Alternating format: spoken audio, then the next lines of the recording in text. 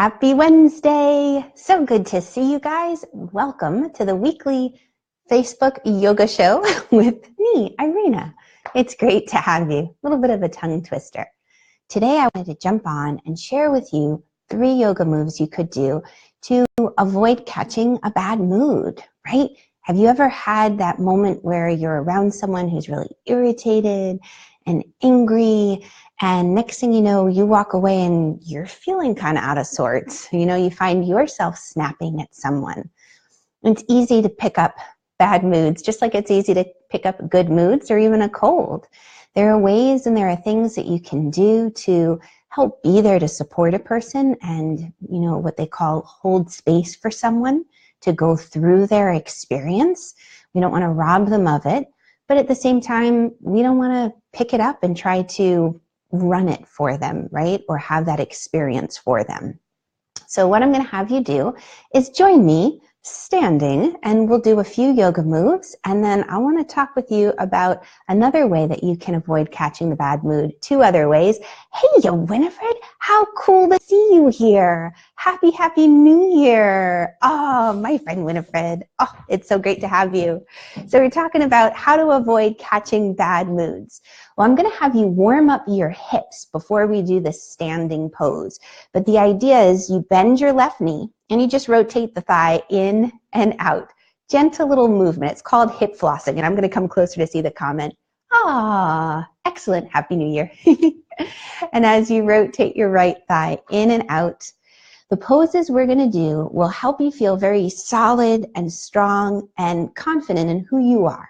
We'll switch legs. They're going to help you know your edges, right? Where you end and another person begins. Because sometimes the big feelings that we have aren't always all of our own. There's usually a bit of it that is ours. And you can think of it, let's bend the left knee and move your right thigh and hip as a unit. So you get this little crazy 8 shape happening with the foot. But think about it with the feelings. If you feel really angry one day, ask yourself, all right, on a percentage scale of 0 to 100%, how much of this anger is mine? How much belongs to someone else? And you might very well claim 95% of the anger. We'll switch sides. Right knee is bent, left thigh and hip, they move as a unit. And then other days you might say, wow, well, about 75% of this anger, it's not mine. It was that person who was frustrated on the highway, who was zooming past me. It might be someone else's. You might not know whose it is. It doesn't matter. It's all good. And then release. Now from here, now that the hips are open, take a wide stance. Now we take a nice wide stance because we're kind of just setting our space. You extend the arms out, and roughly you want feet and wrists to line up. You're going to turn your left leg in, your right leg open, and for warrior 2, you track the right knee over the ankle. Now, the reason I love this for really maintaining healthy boundaries, not taking on someone else's anger or sadness or sometimes even jubilance, we might want some of that, is because our feet are firmly planted. Our legs create a strong foundation beneath us. We feel solid, right? It's like when you feel solid and strong about a certain platform. Your belly and your chest, confident and open, and you gaze over the right fingers into the future. You know that this too shall pass. Sometimes these big waves of emotion, they come, but they'll roll over us, especially if we're very grounded and rooted. And then we'll stretch the right leg straight, turn the right leg in, turn the left leg open, and track left knee over ankle.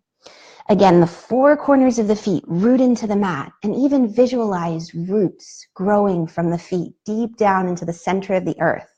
When we're grounded and present, that emotions, those waves, have less of a tendency to knock us over and go through us. There's more of a tendency for it to go around us. We don't get whacked, I say. Look over the left fingers, feeling confident and strong. And then stretch the leg straight. You're going to bring your hands to your hips. Turn your left leg in a lot. Turn your right leg open. We're going to go towards warrior 1. Now for this, widen your right foot 3 more inches to the right so that the feet can be a good hip distance wide. You bring your chest forward. There's a humbleness that comes sometimes, right? Because we never know what another person's going through unless we're really walking in their shoes. So we give that moment of just grace, ease. You wrap that back hip forward. You tack your front hip back. And then scooping your tailbone, you draw the belly in and you lift the chest.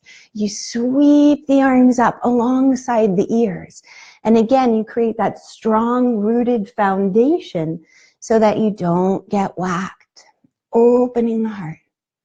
And then on the inhale, come up. You're going to turn your right leg in a lot, your left leg open. And again, take the time to widen that left foot over so that you really feel steady and your hips can point in the direction that the left leg is. Inhale, arms sweep up. And on the exhale, let's just add in that little bow. Hands to the hips, chest forward. Now, kinetically or physically speaking, the way this helps is that it's easier on hips to square them when the chest is forward. We have more mobility through the pelvis.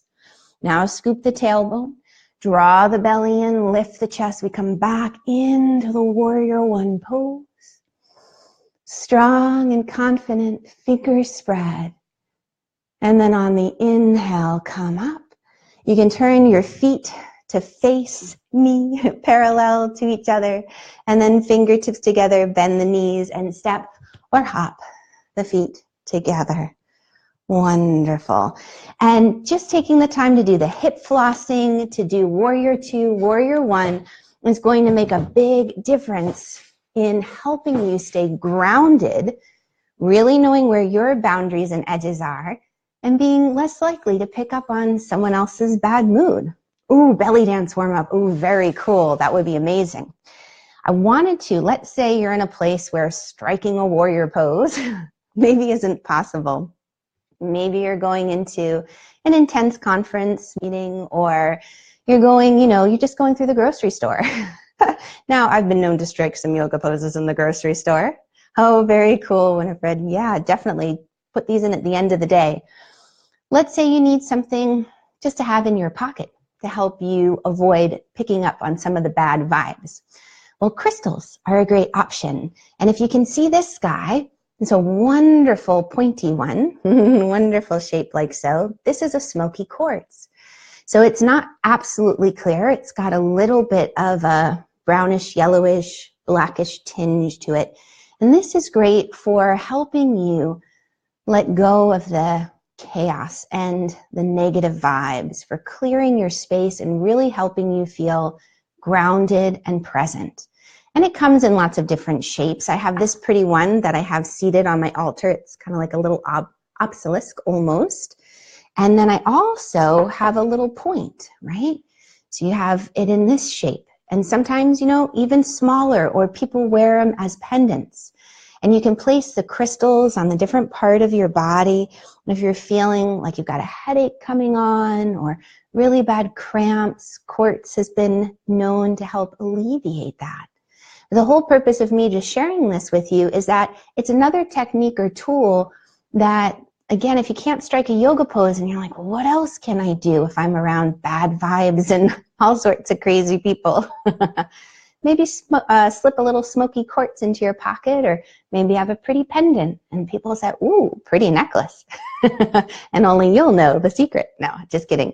And the other one that I want to introduce to you is hematite. And hematite is wonderful. It's this silvery mercury looking color. And I know it's so hard for the camera to kind of focus on it, but it's really pretty. And this is a nice, tiny, smooth one. I love this for really kind of creating a safe space. And what you can do with this one, there was the most amazing guy here in Ohio who would come to one of our local fairs, beautiful, huge psychic festival. And he would see you and he'd read you, so to speak, right? He'd say, you need this stone. And it was so funny because I went into this festival and people had warned me, they're like, all right, if you're sensitive to energy, you really have to make sure you're grounded and you don't pick up on other people's vibes and come out feeling exhausted. So I had done all my work beforehand, visualizing my roots, putting, beautiful golden bubble around myself, asking for my angels for protection and guidance. And I went in and I saw this amazing guy, Tom, and his stones, Tom stones. And he saw me and he's like, He's like, you need one more layer of protection. And I giggled. He's like, you've done really good work, but let's do one more thing. And it was so incredible that he knew, he could tell I'd done all this work to ground myself. I wasn't going to pick up anybody else's stuff, but this stone is what he shared with me, the hematite. And he said, do everything you've done. Imagine the roots from the soles of the feet deep down into the earth. Imagine, that beautiful golden bubble around you. And now, as you have the hematite in your pocket or in your hand, imagine a beautiful bubble around that, another layer, the same color as the hematite, the beautiful silvery gray mercury color. And that will really help kind of keep out the bad negative vibes and give you a wonderful sense of feeling protected and grounded. And these are the kind of things that what's the harm in trying, right? It's not like you invest a lot. One of these little stones maybe costs $3, and then your imagination, your intention, I think it's fun to play with and invite in your life.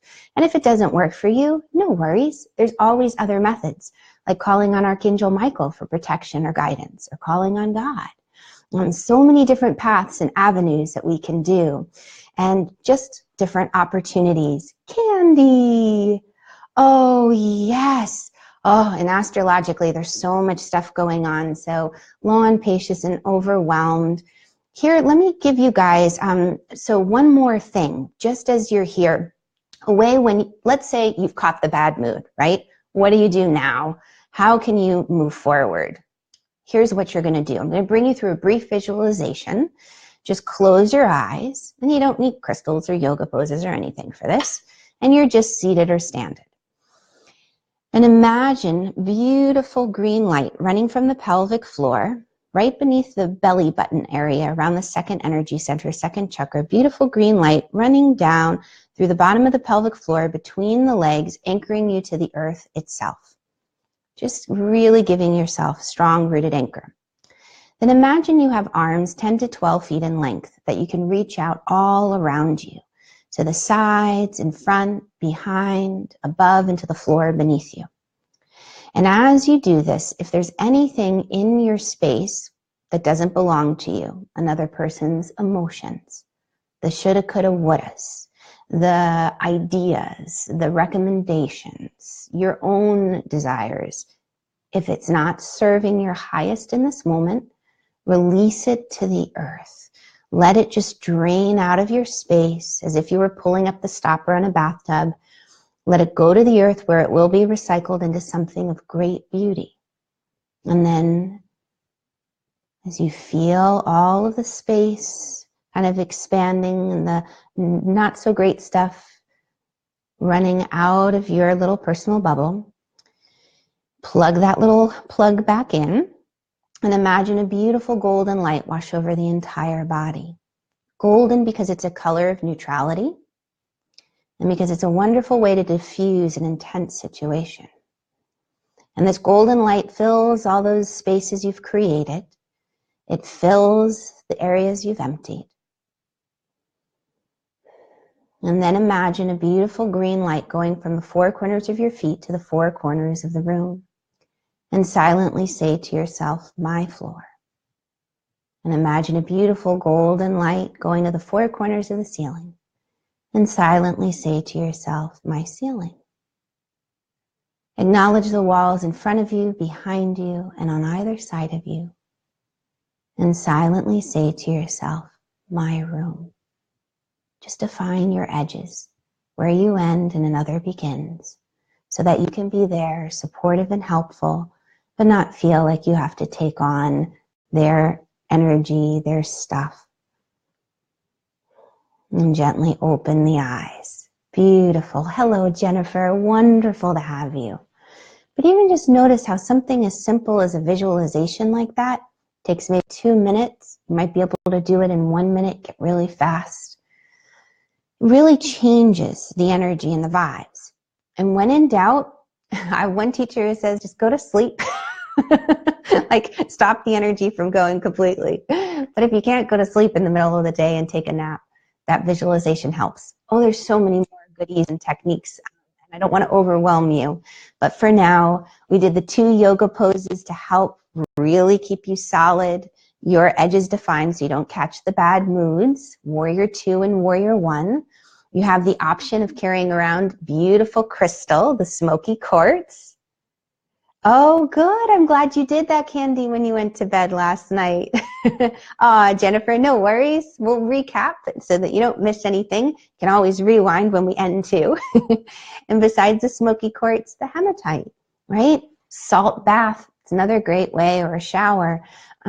Wonderful ways to kind of clear your space. But remember, whenever you clear your space, choose to fill it up with something else, because otherwise it will be filled for you. Just think of countertops. As soon as you clear them, somebody will lay something down. As soon as you clear your space, the universe will say, oh, let me fill it with something. You choose. Golden light is a great beginning to go with. All right.